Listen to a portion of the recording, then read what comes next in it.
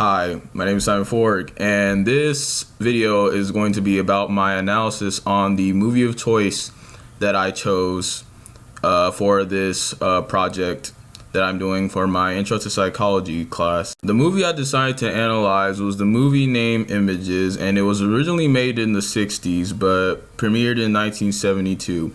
A brief synopsis of the movie is about a wife who was married to a businessman, and this wife was an author, so she worked at home a lot.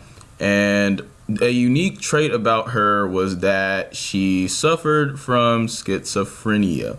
So this schizophrenia did a lot to contribute to her work as an author, and it did a lot with the dynamics of her relationship with her husband. It played a huge part in her believing that her husband was having an affair, and alongside with dealing with the fact that she was dealing with the issues of believing that her husband had an affair, she was imagining that there were multiple people, or you could say personalities, that lived in her head. The personalities would get in her way of the daily activities that she would carry on in home, and a good example of this would be at the beginning of the movies when the personalities would call her on the phone.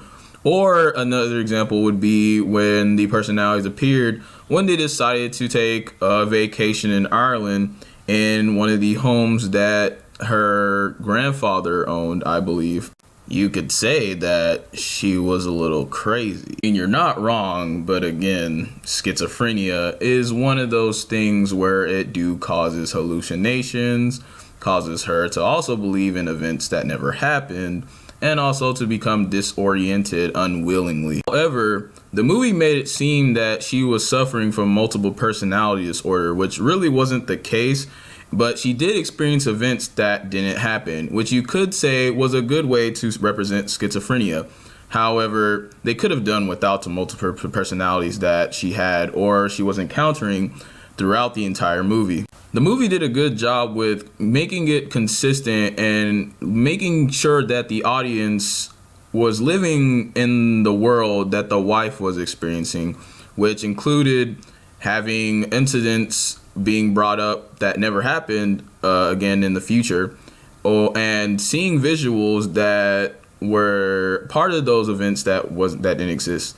And it really allowed the audience to relate to her, even though they couldn't really understand why she was seeing these things until it was pointed out, or it gave clues that she was having schizophrenic episodes. I mean, I would agree, seeing it through your eyes, it really did make me feel like I was experiencing these schizophrenic episodes with the main character, the wife.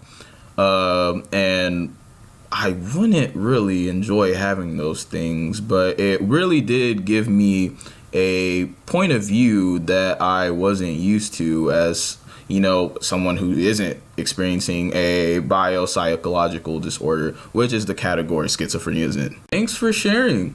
And as someone who was also witnessing the movie myself, I really questioned, did these people really do their research when they were making the movie? As I said earlier before, it doesn't associate with having multiple personalities, which the character was having.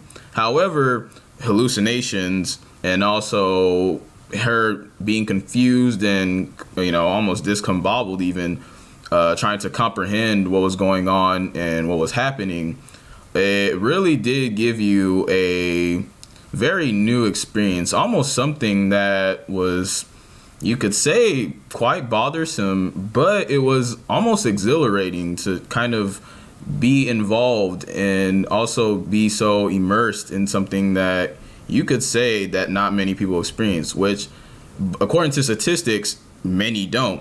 Some changes they could have made to the movie to make it more accurate were to have her only hear these voices in her head and instead not also have to see multiple personalities.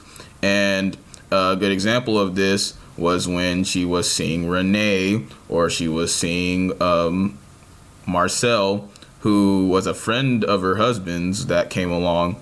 And also, you could have cut out the scene where you could see her physically speak to herself and imitate the voice of the other personality that was herself that was living in her head. Oh, ironically enough, I was thinking the same thing. Let me guess. Is it because you're also me? I guess. Honestly, I really don't know what's going on here. But that is all I have for you guys today. I hope you enjoyed my analysis of images, and I hope you were entertained. Thank you.